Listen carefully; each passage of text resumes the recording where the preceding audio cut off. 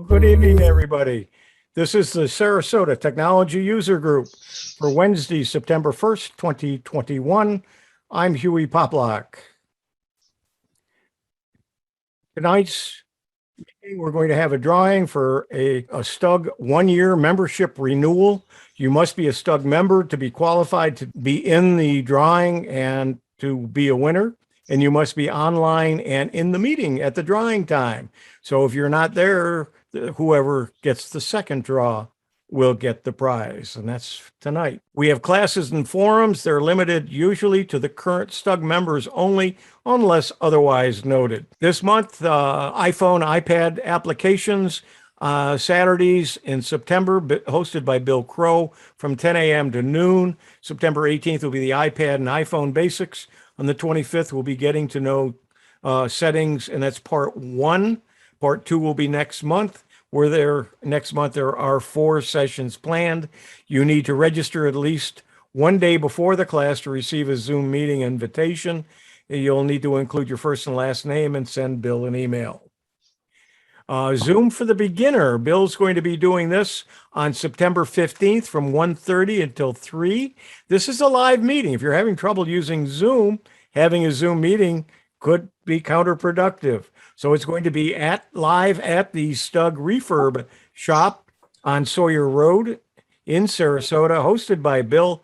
This class is for the person who is new or nearly new to Zoom. If you don't know how to use Zoom, and all of the classes you want to take are online.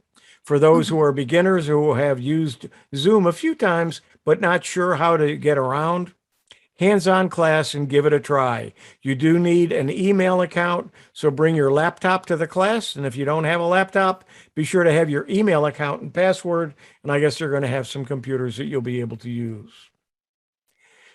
The STUG Help Desk is now scheduled for the 3rd Wednesday of every month.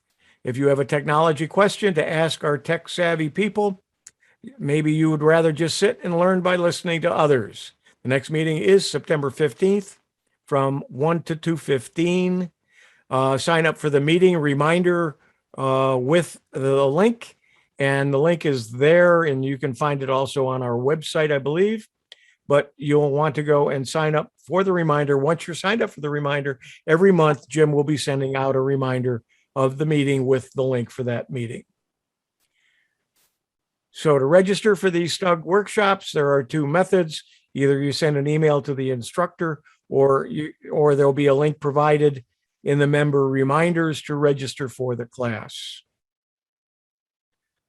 There are some meetings that are not STUG sponsored, but are open to STUG members. Tech for Seniors, hosted by myself, Huey Poplock, and Ron Brown, every Monday from 11:30 to 1:15 Eastern Time.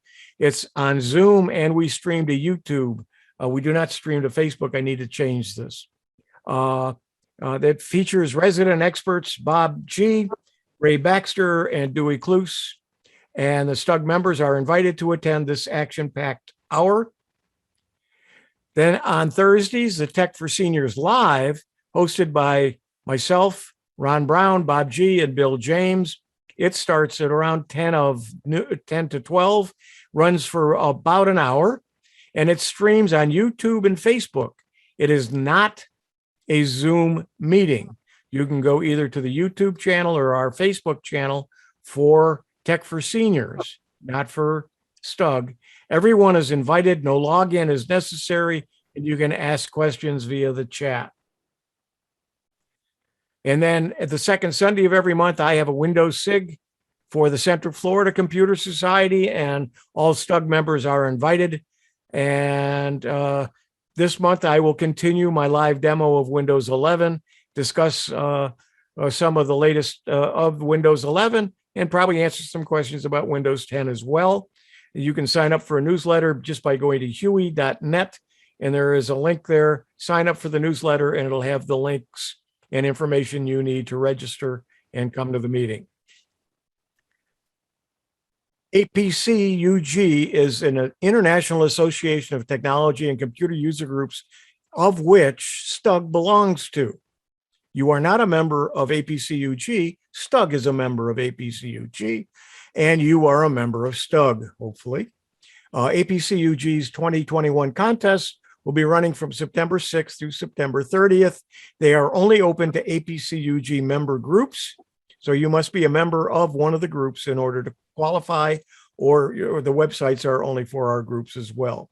APCUG is pleased to announce its 2021 contest categories. There'll be one on an e-bulletin, digital photography, another on newsletter, and there'll also be one for websites.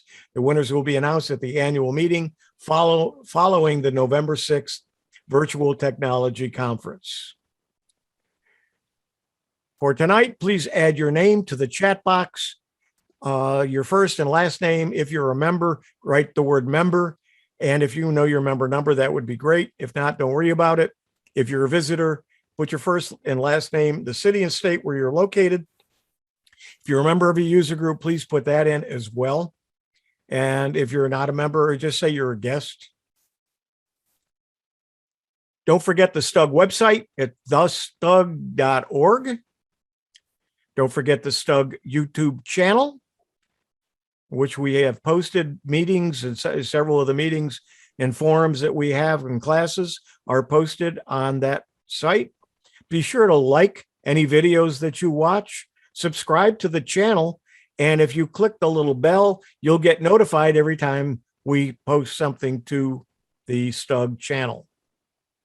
Don't forget also the STUG Facebook page, and then just go to facebook.com if you're a member, and then /thestug.org, and you will get to our Facebook page. We have a STUG blog at stugsrq.com. Be sure you're checking that out. There's some great articles there on a regular basis. Here are your leaders. We have an opening for first vice president. The starter director is appointed through a service that we use. And if you'll introduce our speaker, we can get started for tonight. Thank you. Thank you very much, Huey, and welcome to everybody. It's so good to see you all here tonight after that big rainstorm that we had here in Sarasota tonight. So at any rate, I want to get started by welcoming all of you and to tell you that we have a great program tonight that's going to be given to us by Sue Mueller. And her presentation is how to get started with family history. Sue Mueller is a retired educator and administrator. She is a member of the Computer Users of Erie, Pennsylvania, where she leads the monthly Genealogy SIG. She's been working seriously on genealogy for more than 25 years.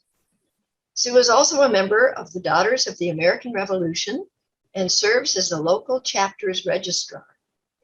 An active participant and presenter for the Erie Society for Genealogical Research, she also teaches monthly genealogy classes at the Erie County Public Library, which of course is now being done through Zoom. How to get started with family history. Designed for the beginning genealogical researcher, this session focuses on free online resources for researching your family history.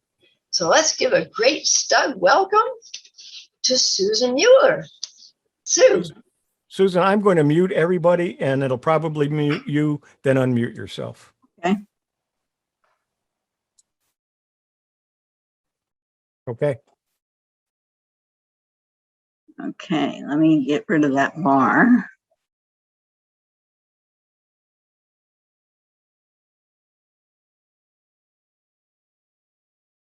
Okay, even if you're not interested in genealogy, I can give you some tips that would help your family genealogist, or maybe the time that you get started or decide to get started.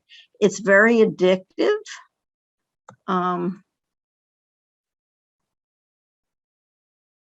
And doesn't want to go. I'm going to talk about how you get started, whether you should use software. The short answer is yes. How important the library and libraries everywhere can be to you, census records, free internet resources, and then how your computer club can actually help you too. This picture was taken in 1947. I'm that little girl. The two grandmothers here were gone by 1958. My mom died in 85.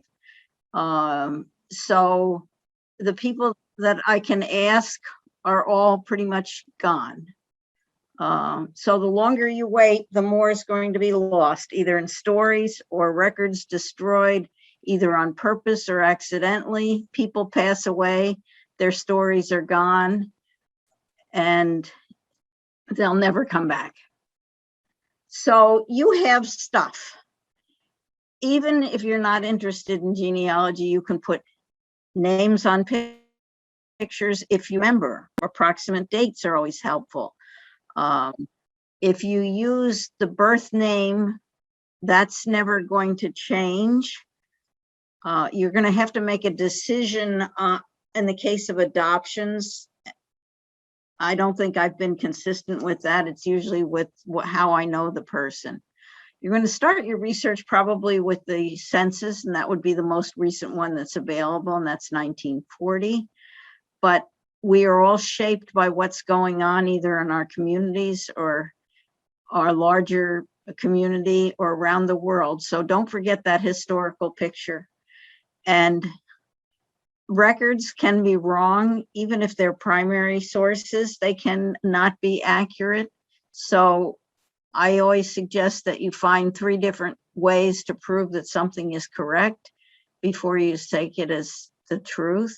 And those family stories that have been passed down from generation to generation, you need to prove them in some other way, because those stories often get embellished from generation to generation. I would suggest that you digitize as much as you can, because when you pass, your kids are going to throw out stuff like you wouldn't believe. What happened to my screen? You Did it go stopped away? sharing. Yeah. I didn't do anything. I was just sitting here staring at the screen that went away. Okay, let me get where I was.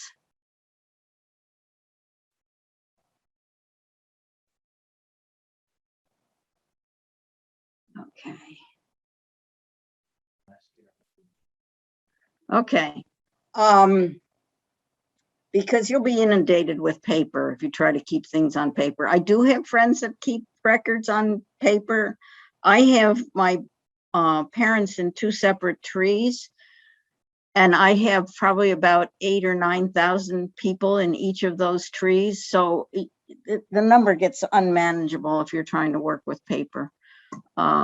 You can put your tree online, but if that's the only place that it is, you shouldn't keep something in only one place. I would recommend you use software. And I'll talk about Family Tree Maker is what I use. It syncs with Ancestry. What that means is if you subscribe to Ancestry and you find a document that verifies something in your family, it will attach that document to everyone that's mentioned on the document if you merge it the correct way. Roots Magic works similarly. It has a free starter version, so you could see if you liked it. Family Tree does not give you anything for nothing. And if you decide that you're going to subscribe to MyHeritage rather than Ancestry, then you probably want to use Legacy software, which also has a free starter version. The nice thing about using the software, it works like a database.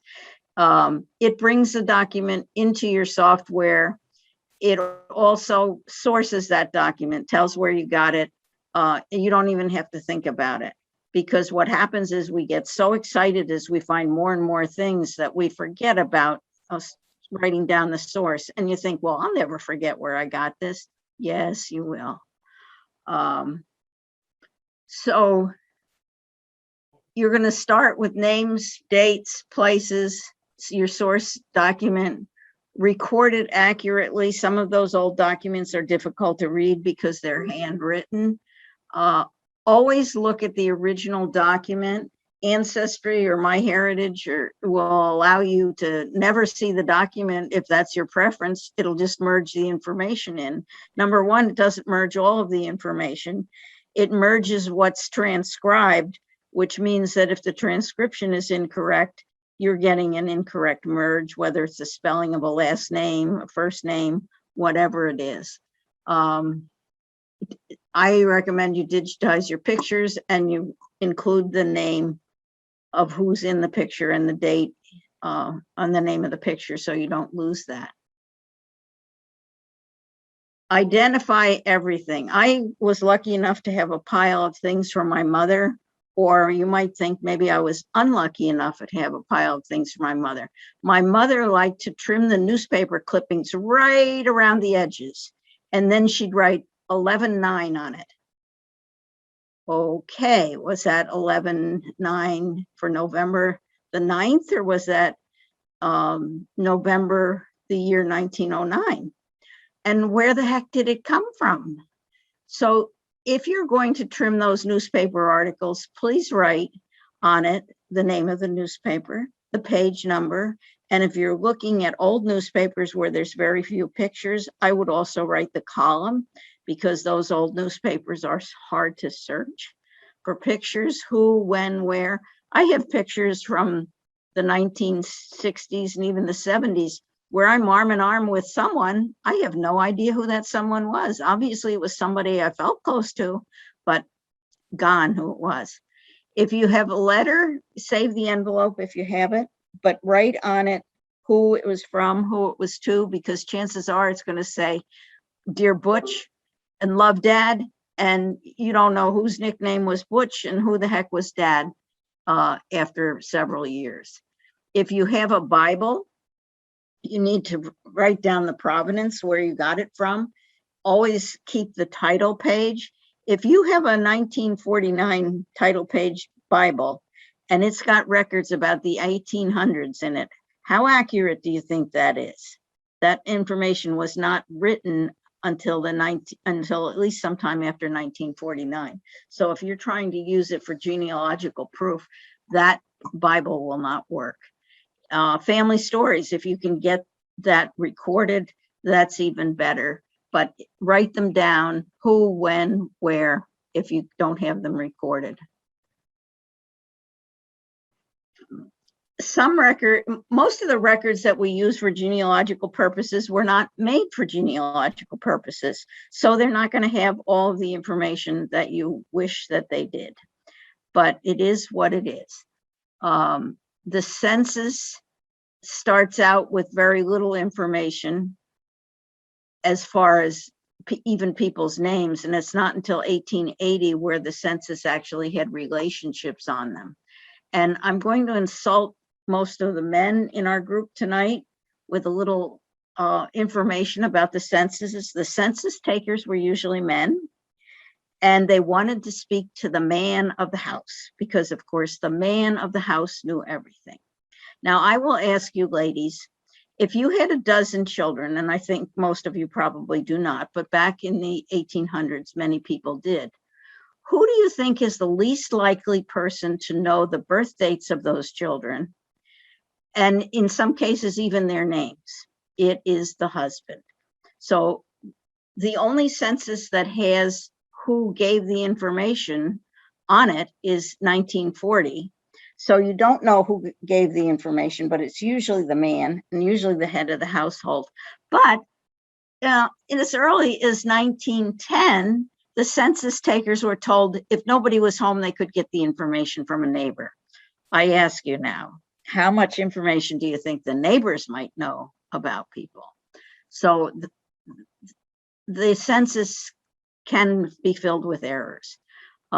Many immigrants were newly speaking English, if at all, so the spelling or the pronunciation of their name might have gone over the census taker's head, and that could be incorrect. Birth, marriage, and death records are good for the event itself, but death records usually ask mother's maiden name, where so-and-so was born. That information may not be accurate on the death record. you look, always look at the informant if that's on the document, and in the case of birth and death records, it usually is, to judge the likelihood that the information is accurate. Church records can be used. That, remember, they weren't made for genealogical purposes. If you have ancestors that were Lutheran, Presbyterian, or Catholic, you're in luck because they kept pretty good records. If you have ancestors that were Methodists, there's a problem.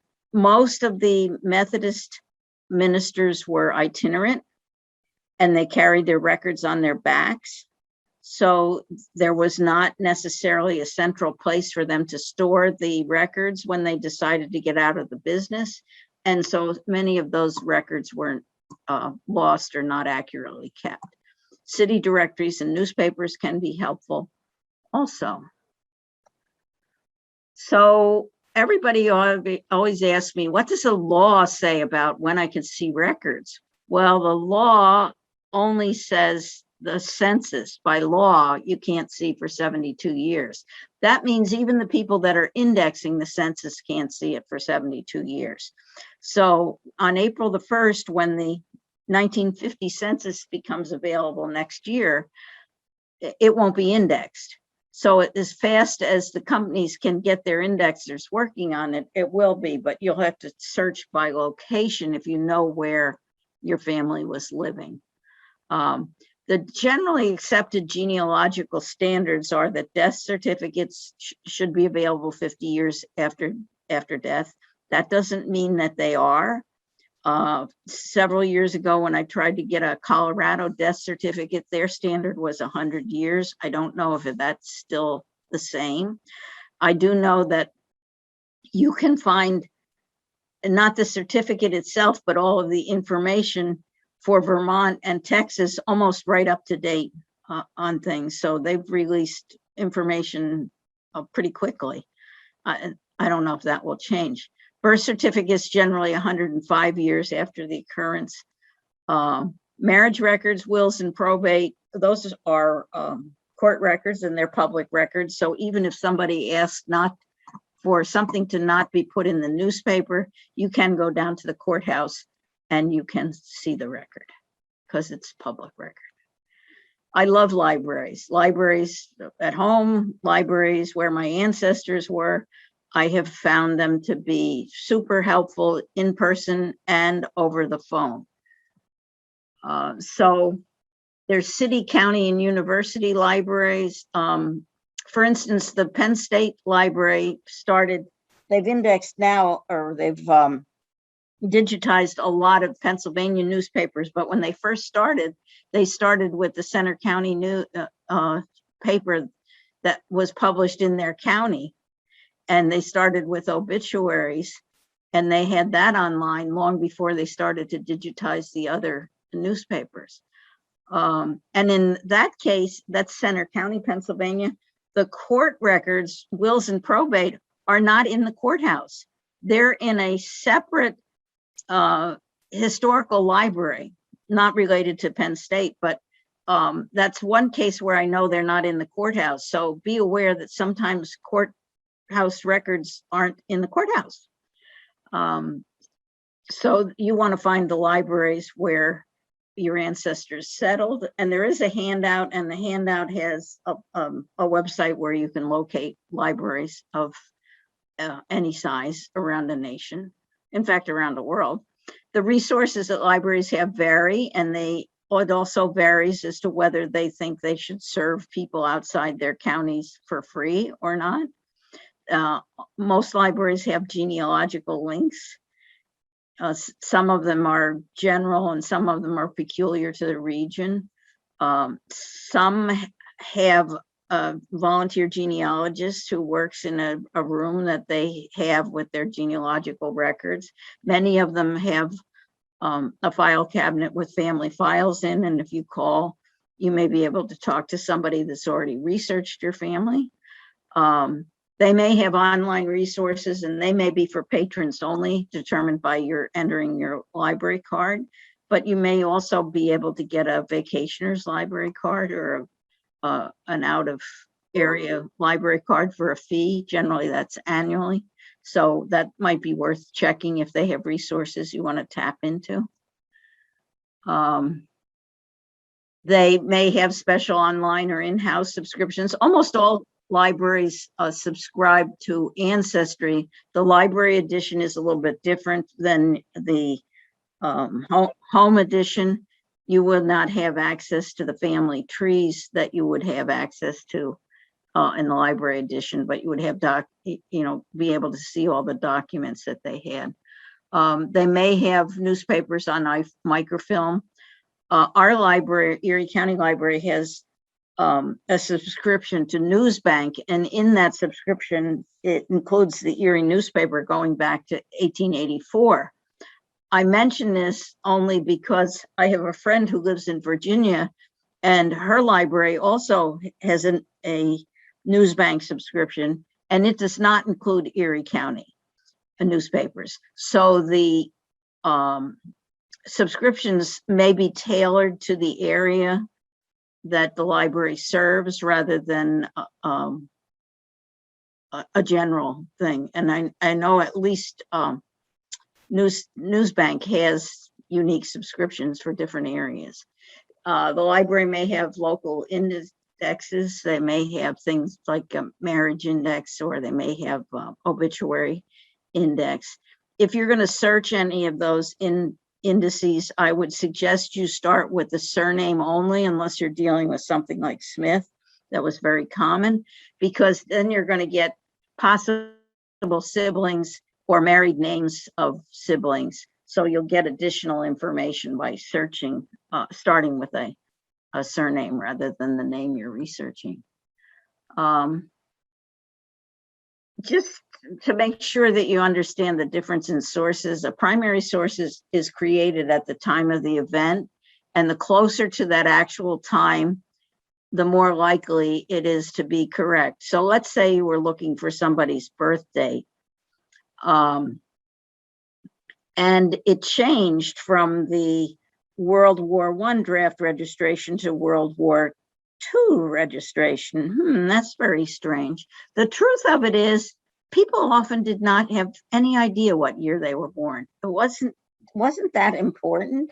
My great-great-grandfather, when he got married, it asked for his year of birth, and he wrote, "Don't know." Well, it's true he didn't know, because every record, death record, tombstone, has 1860 for his year of birth. Yet I know that that's incorrect, because I have the 1860 census, which was dated September 3rd. His birthday is September 17th, and he was listed as 1 year old. So he was actually born in 1859, even though every record that I could find that had a date in it had 1860. So secondary sources are created after the event.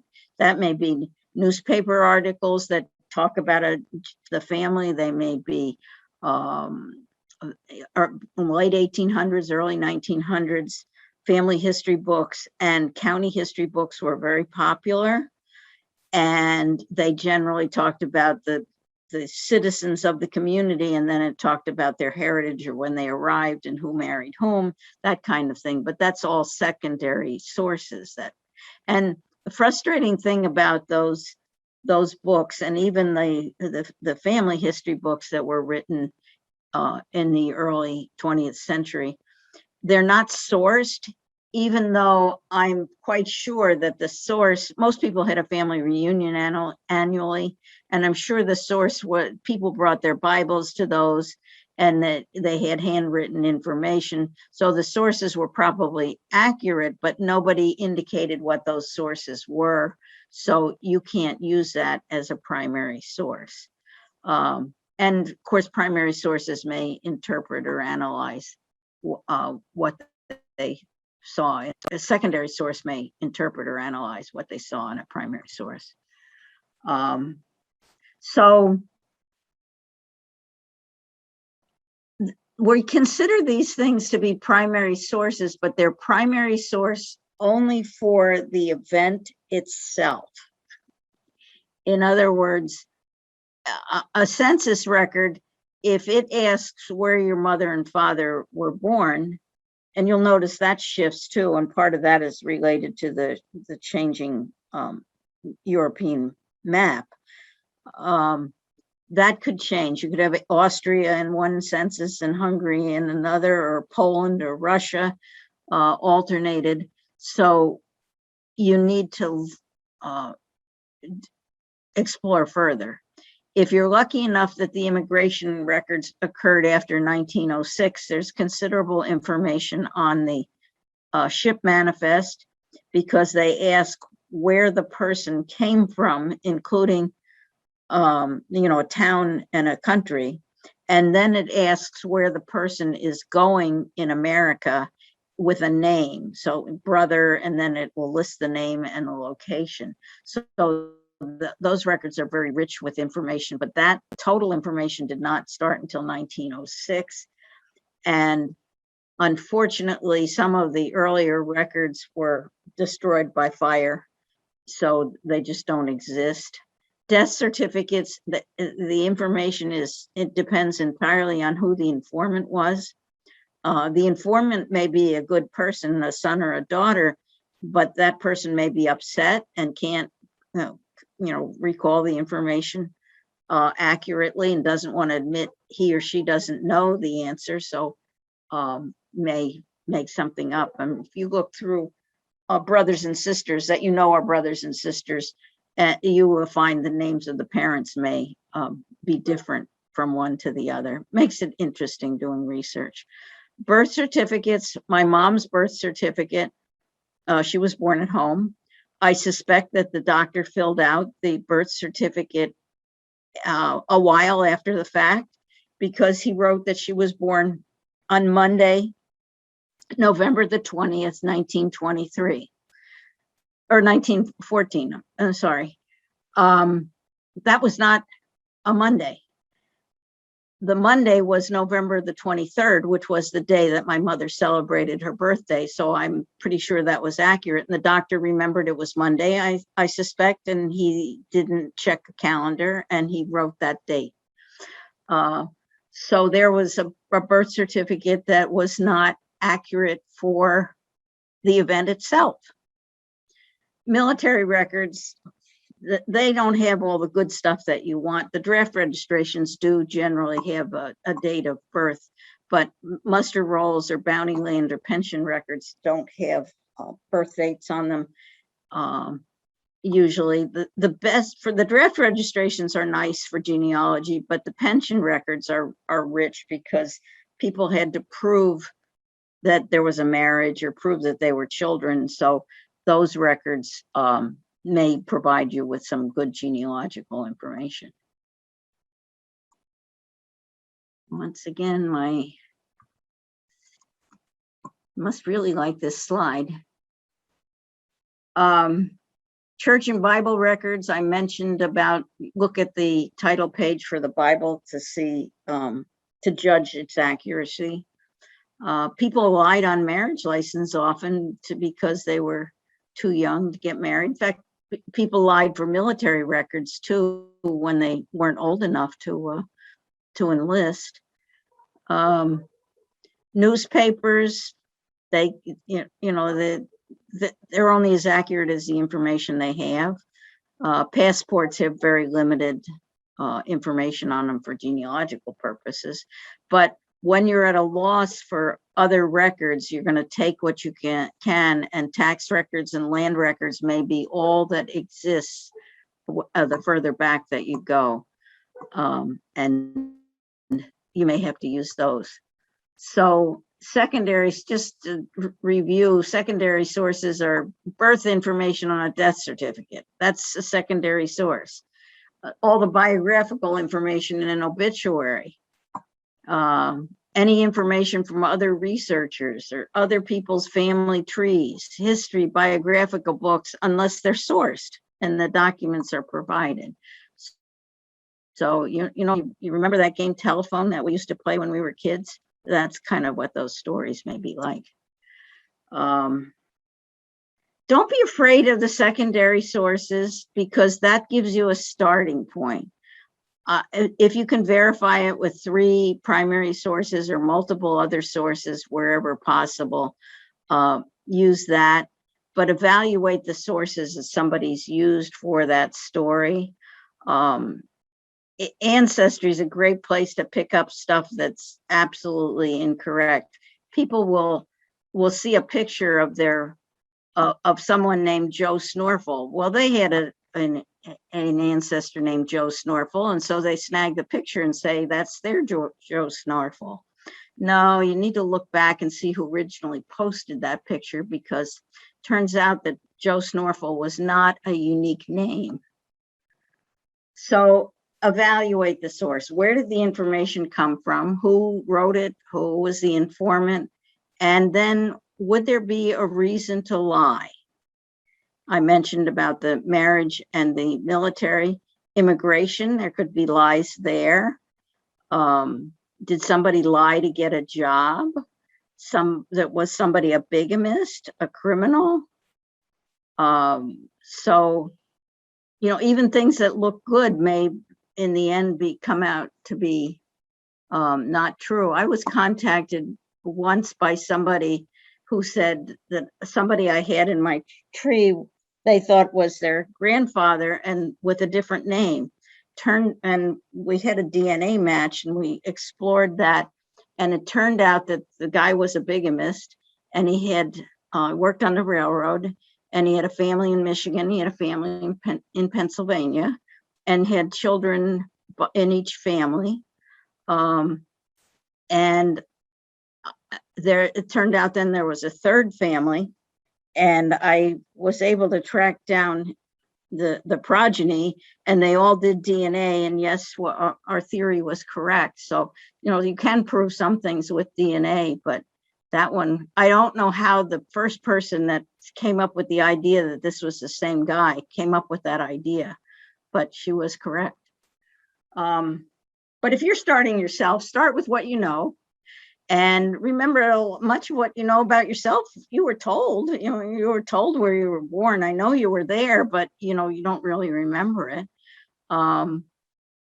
Your parents, your siblings, your grandparents, the places as you know them.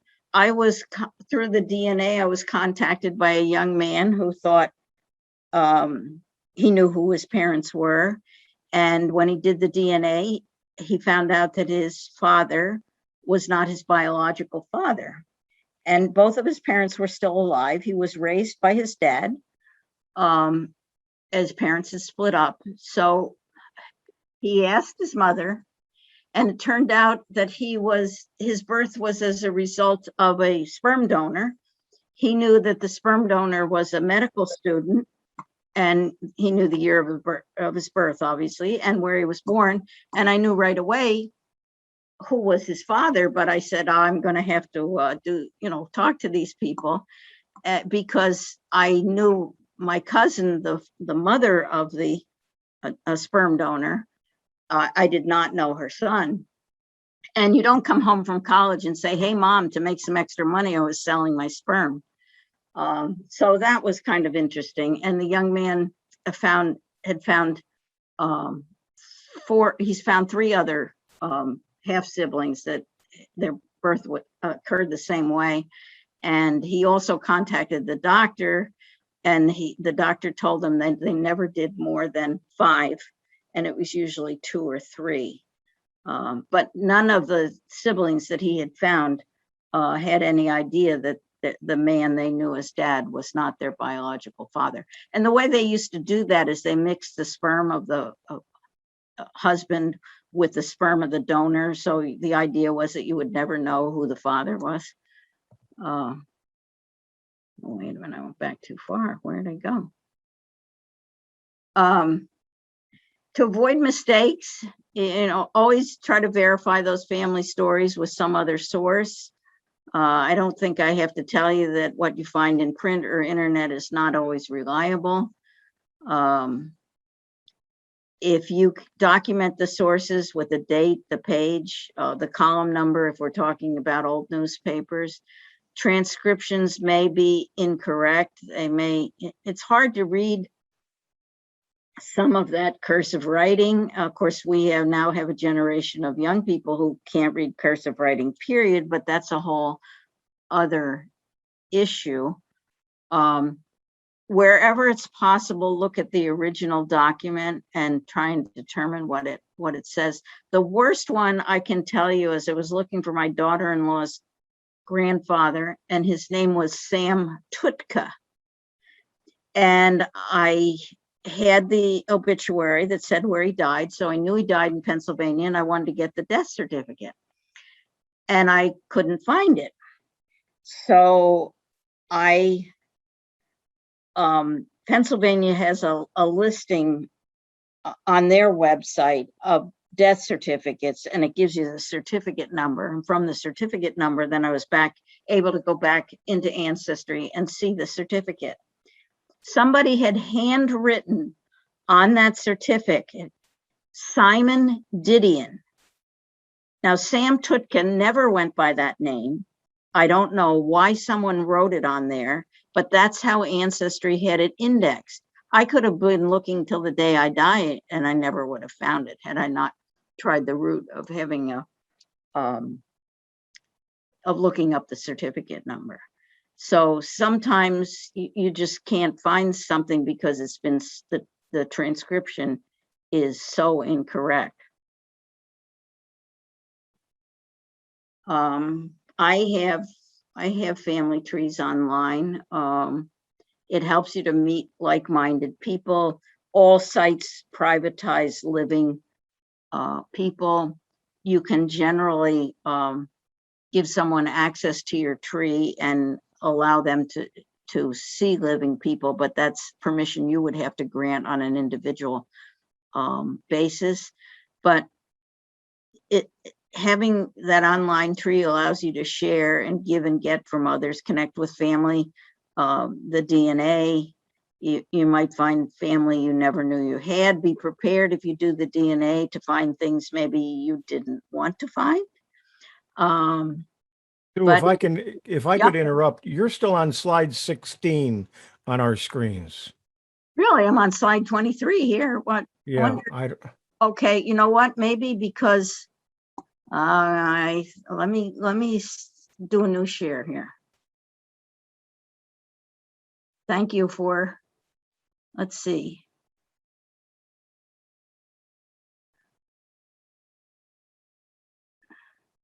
It was when I had that, I don't know, do you want to see the exciting slides before? Let me back up here. I don't think I said anything too exciting. Let's go back to 16 and see. Okay. Okay, I pretty much said what was on these. Okay, nothing changed on the screen now either. Oh, well, all right, let me stop share. Yeah, okay. And okay, I thought if I said new share, it would have. Okay, now do you see slide 20? Yes. Okay, now let me go. I'm gonna, doesn't want to go backwards now. There we go. Okay, I think I pretty much said everything that is on these slides.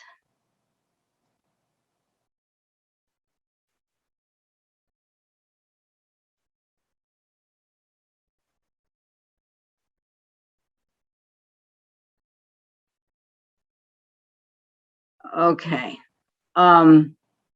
You will find if you're on social media, you will be able to connect with people who have no interest in genealogy, but they are sitting on pictures or family documents that they might be willing to share. So I know some people are reluctant to be on social media, but it can be very helpful, and it can help you to connect with people, like-minded people. I used to tell people that Wikipedia was not your friend, but they've cleaned that up a lot. So I'm going to say it's not always your friend. A wiki, by definition, is a cooperative site. What this means, if you have a site that has a family tree wiki, it means everybody can work on that family tree. Now, I don't know about you, but I can make mistakes without any assistance from anybody else. And I don't want anybody changing my tree. Granted, I'm sure there's mistakes in it, but I would rather they tell me you have something that's screwed up and I do research to double check it than have it changed. So the family search is one where that tree is a wiki. I would not put a family tree on family search. There are other sites that are wikis. So I would check before I had an online tree on any kind of wiki site. If you want somebody to cooperate with you, you could give them your password temporarily, or you can make them a contributor or editor to your tree and allow them to add things. I would not let them make changes without, talking to me about it. It's not that I think I'm always right. I just want to double check something. Why is the census of genealogical importance? It will help you with the year of birth. It only asks for age, with the exception of the 1900 census. So it's not always right on the age even, and sometimes people lied on the census too. But it will help you establish family units, locate extended family. If you look on the page or the pages before and after, people generally lived close to relatives, and you will be able to locate extended family in some cases. Also, the evolving spelling of a surname, particularly ethnic names, you'll find that in the cemeteries as well as on the census. How many times have I said examine the original document? Really, that's so important. Don't depend on the transcriptions. They're not always accurate. The federal census started in 1790. It was every 10 years. Unfortunately, from 1790 to 1840, it only had the name of the head of household. So that was usually the man.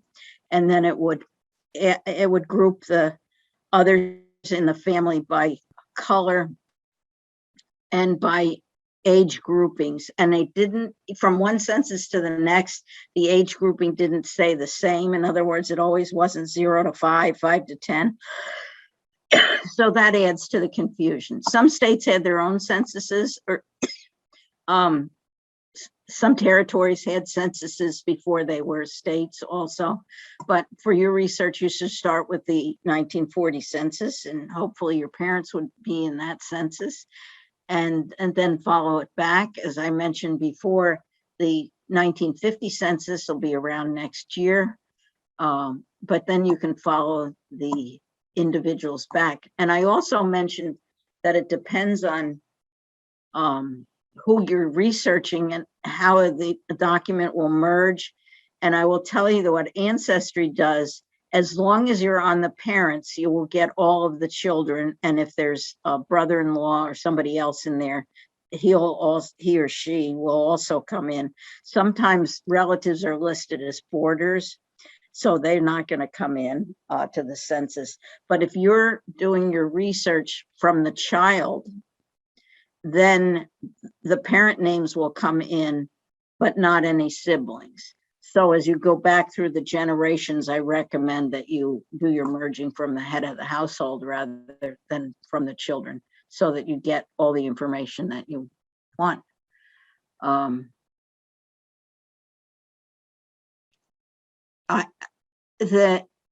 If there's in-laws in the family, they will be merged as long as you're merging from mom or dad. Neighbors obviously are not going to be merged, but if you look at the document, you will see the neighbors, and that might help you catch married siblings, brothers, sisters, that kind of thing. Also, the exact date of the census, the only thing that comes in is the year. The exact date might be of some significance. I mentioned my great-grandfather and the September 3rd date, and I knew his birth date to be the 17th, so he couldn't be in the 1860 census had he been born that year. So that may help you to narrow down an actual month of date from one census to the next, judging by age. The family search site is totally free. They have kind of a lousy search engine, but so don't be too restrictive, because if the information isn't on the document, you'll eliminate that information. They also have a catalog section that they're trying to digitize everything that they have, but they can't index it as fast or transcribe it as fast as they can digitize. So they have anything that they've digitized, they have in their catalog section. So the default on family search is to search the records. If you go into the catalog, that's where you want to go, and you're going to search by I thought I had another slide there. You're going to search by location, just a county name, and then there'll be a listing of the kinds of documents that are available there. And you have to browse through them, but it's not that bad if you're trying to find information. Find a Grave has a huge worldwide database. It's all volunteers. It's grave sites, and they take pictures. Volunteers will take pictures for you of a cemetery you may never be able to get to. If you become a member, you can suggest corrections where people have mistakes. You can manage memorials. You can sponsor them for $5, which will allow you to have more pictures and will also allow you to have a site with no ads on it. Here's an example. This is my great-grandfather's tombstone, or the original tombstone. So one would think, sometimes the birth year is wrong, but would you think that the death year was wrong? No, I wouldn't. So I spent a lot of time looking for his death certificate. I was coming to the conclusion that maybe he was still wandering around alive because I couldn't find it. Well, it turns out he died January 3rd, 1908. So I ultimately replaced the tombstone. I did that for a couple of reasons. Number one, because I wanted to have it accurate, but two, his wife, for whom I was named, died and was buried in an unmarked grave in another county.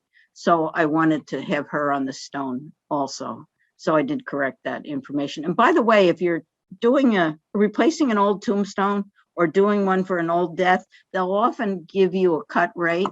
I paid about half of what I paid for my parents' stone for that stone.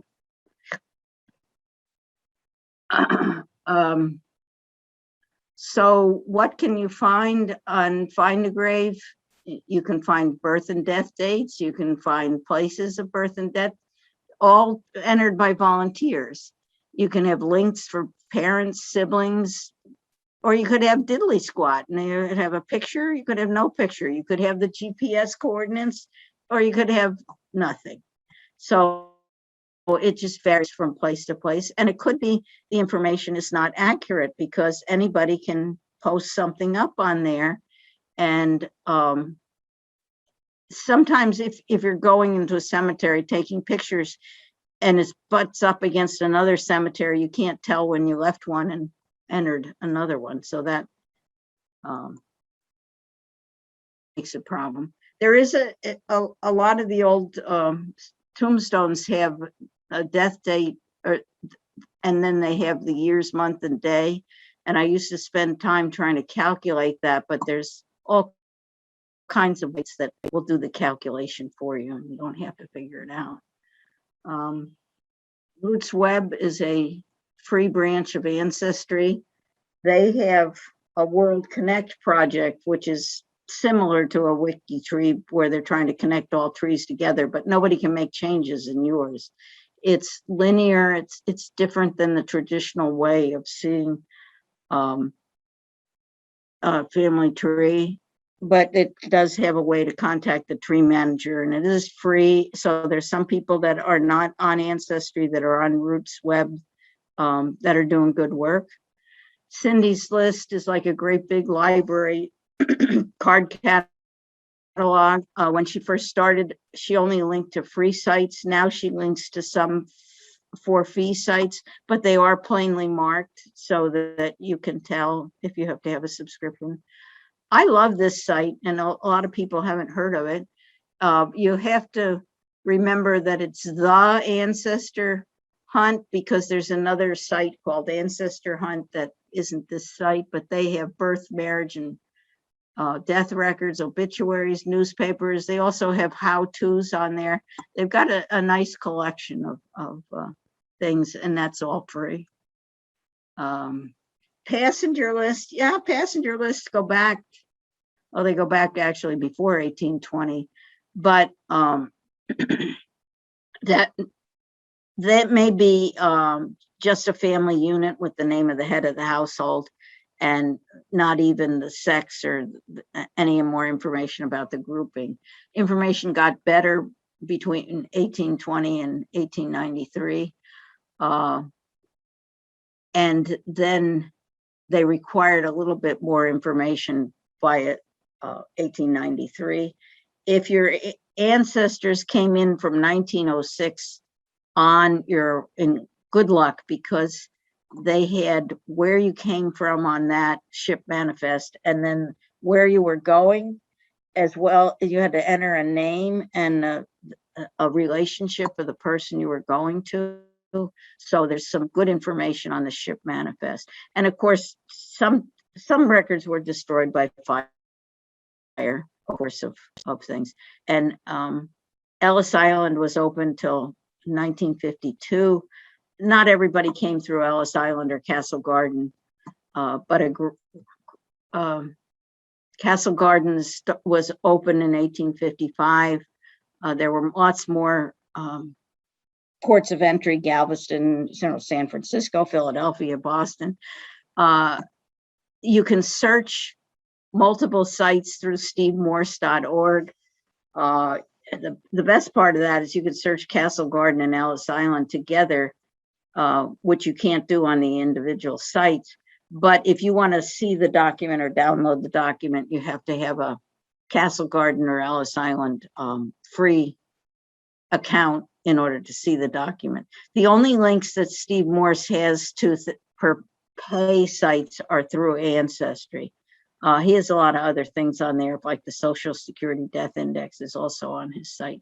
So that's a pretty good site. If you're looking for a current obituary, Legacy is a cooperative effort of funeral homes and newspapers. And I'm not sure what's going on, but I will tell you that our Erie County newspaper is in the USA Today family, and that the Gannett people own about 450 newspapers across the nation.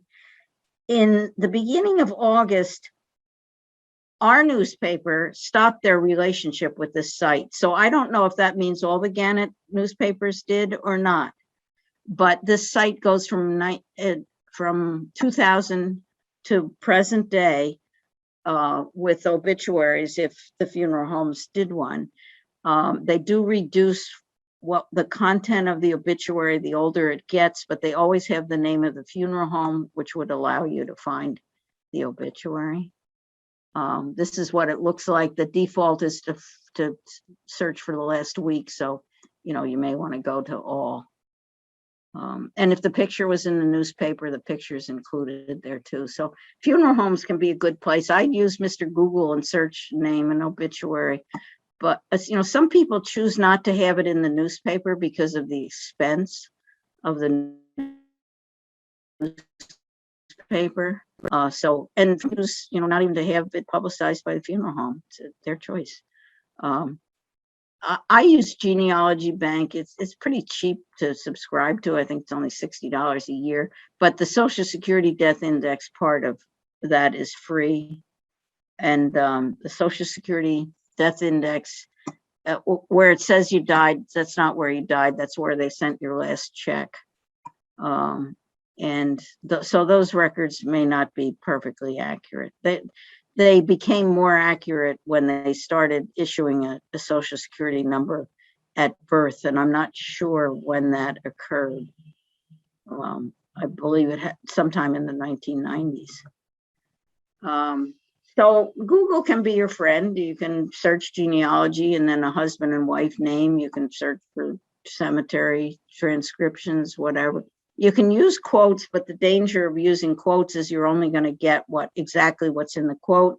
So if I put a search for Sue Mueller, I wouldn't get anything that said Susan Mueller or Susanna Mueller or S. Mueller. Remember that the first things are going to be the ads where people have paid to be at the top. That doesn't mean it's not a good thing to search there, but just be aware that the top ones are usually had some kind of paid. Some good places for newspaper sites are Chronicling America, the ancestor hunt that I mentioned before.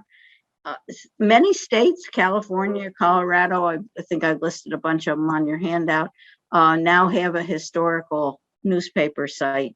So that can be an easy way to search, but some of them only have newspapers that are not in copyright. So that would be before 1925. So that may limit your searchability, but some of them have later than that. The Chronicling America site is nice. And they say they have digitized records from 1836 to 1963, but in truth, I think it only goes to 1925. The search engine is excellent. One nice thing they have is a newspaper directory that lists newspapers and where to find holdings and in what form they are, whether they're paper, microfilm. So the local newspaper, the best source may be at one of the local university libraries rather than a local library. So it's good to know where you're going to find those newspapers. This site has books that if it's out of copyright, the full text is downloadable. They have some census records. They have county history books and family history books that were very popular towards the end of the 19th and the beginning of the 20th century.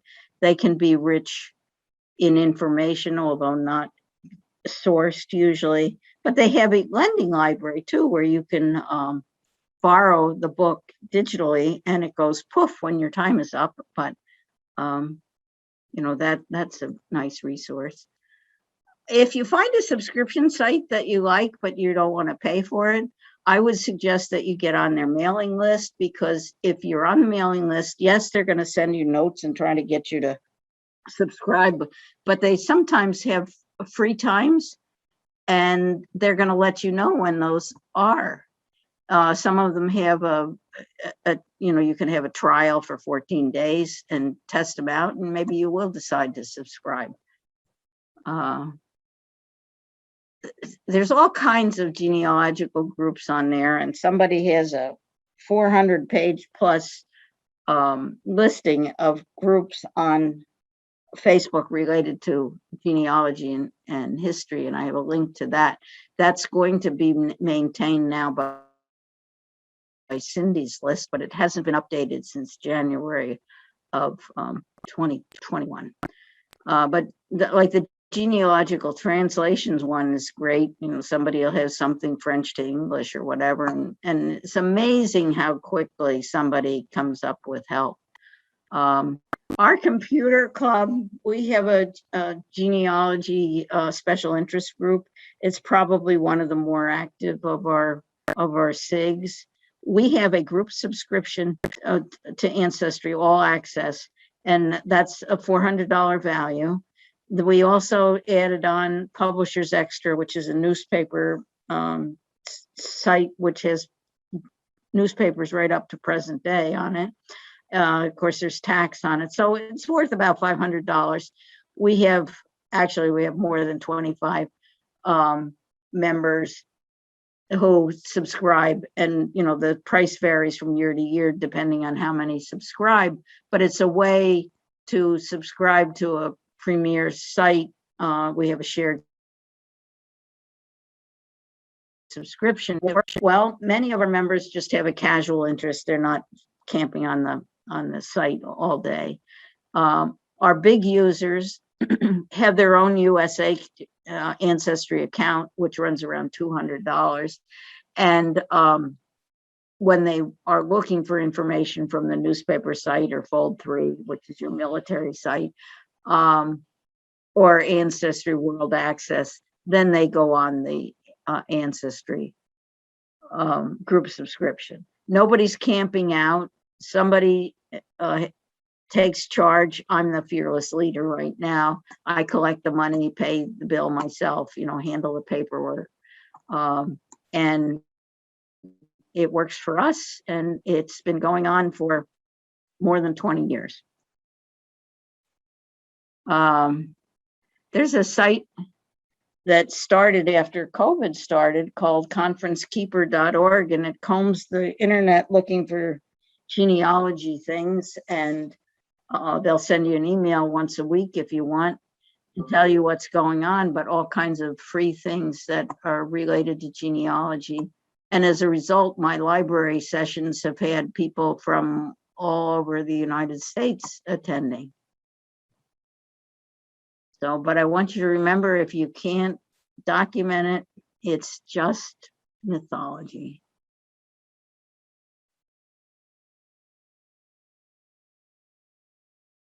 Questions?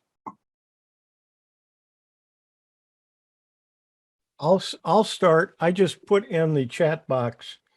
Oh, I think it didn't, for some reason or other, it went to a specific person. Let me make sure it's to everybody again, everyone, and then do it again. Yeah, and somebody said there's a, okay. The Fulton history. Yep. And the Fulton search. Yep. I have found family stuff there that is just amazing, even about me, things that I did, and articles about things that I did in high school and college. My brother did in high school and college, and then afterwards as well. When Tom started that site, he mostly was doing upstate New York newspapers, but he certainly branched out. But he's literally doing that, by himself, working from like a little gazebo. It's incredible. But he believes it should be free. He's been approached by newspapers.com to buy him out, and he's not interested. He said people are on there 24/7 doing research. It's an incredible newspaper site. The handout, I sent it to Bill, so I don't know what he did with it. Bill, are you there? Oh, my opinion of WikiTree is that I wouldn't put one up there because I can make my own mistakes without help from anybody else. Yeah, I'm here. Okay, did you post the handout so that folks could get it? Not yet. Well, I will post it. Okay. Post haste.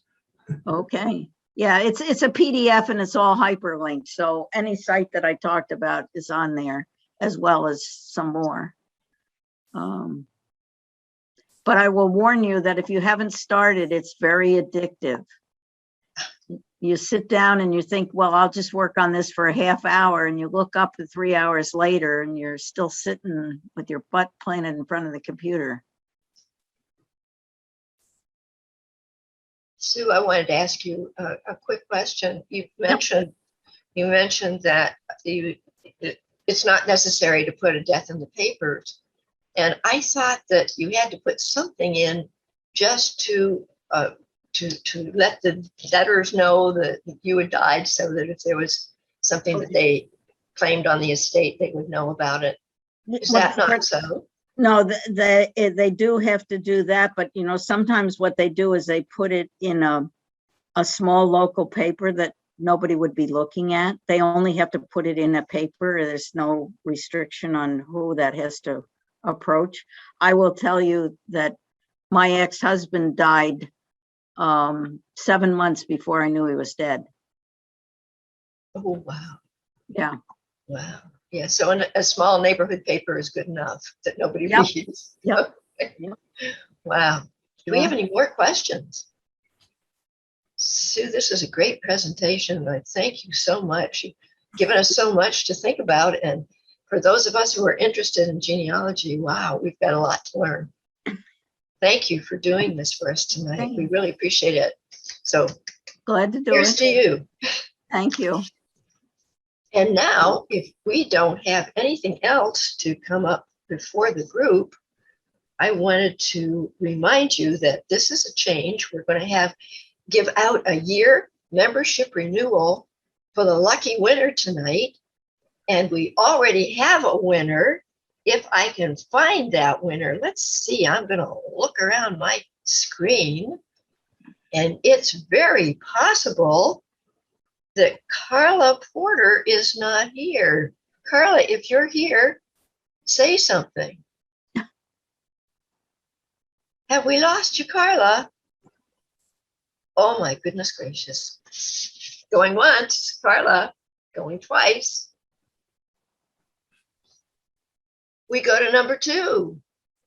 Our second person who would get a 1-year membership renewal for free is Kate Holmes. Kate, I know you were here earlier. Are you here? Oh, this is so exciting. There is no Kate Holmes here. Just imagine what these people are missing out on. She was here. She was, and so is Carla.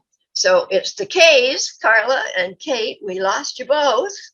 1, 2, 3, Kate, you're gone. Our third place person, I would say winner. She is our winner tonight. And I sure hope she's here. Let me see if I can find her name. She's here. Is she here? You know that? Yes, I do. All right. It's Debbie Trice. Debbie, somebody vouched for you. I see her name on the list. Trying to unmute myself. There. Oh gosh, just in time. Debbie, is that you? There you go. All right. Well, you are very lucky and have gotten a 1-year subscription to be a member of the Sarasota Technology Users Group, an extension of 1 year from your last membership check. Okay? Thank you. And it's even better because this is my first meeting. Oh, that is fantastic. Okay. And you got a couple of years here with us. We're thrilled for you. And and guess what? 2 other people lost out. See, it always pays to stay in. I want to thank all of you for coming tonight. I particularly want to thank Sue, and I particularly want to thank Huey and Bill for all the work you did in keeping us going and putting this show on the road. And we will see you all in another month. So unless there's something else to come before the group, I'm going to say good night.